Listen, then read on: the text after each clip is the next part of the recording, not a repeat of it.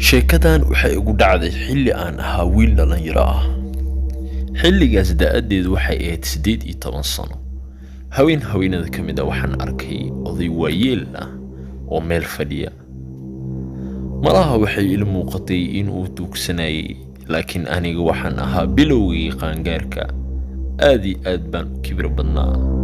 Intaan yara fiiriyay ayaan odayga kala tuuray. kadibna aad iyo aad buu u xanuunsanayay. wax walba waxaan ka aaminsanaa in aniga aan ka xoog badanahay. Haweennimadkii xilli ay ahayd 8 saac habeennimo. intaan sii socday ayaan waxaan arkay gaari weyn container ah. kadibna wuxuu u muuqday gaariga in maqaayad ay ku dhex taalo. waxaan meel gees ku arkay qof sii qaaday lacag, mana garan karin qofkaas qofku ahaa. kadibna gudaha ayaan soo galay oo miraayado fara badan ayaa meesha ku yaalay. hal ayaan isku fiirinayay. malaha wuxuu ila muuqday qof jinjini oo kale ah. aniga aad iyo aad baan u qoslay, mana garan karin sababta miraayadan saan ay u noqonayso.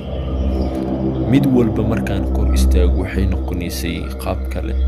kadibna intaan fiirnay miraayadaha ayaan mid kale arkay.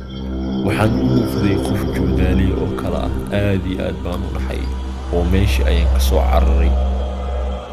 kadibna si dhaqso leh ayaan waddada ku socday anigoo yaxyaxsan, weliba fajacsan.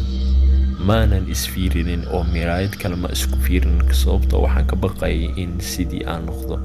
laakiin sidii ayaa habeenkii guriga ku yimid. gabadha saaxiibaday ayaa iga furtay. way naxday, mana garan karin waxay ku naxday, oo aniga waxaan banaqday sidii markii hore oo kale. waxay ahayd sheeko naxdin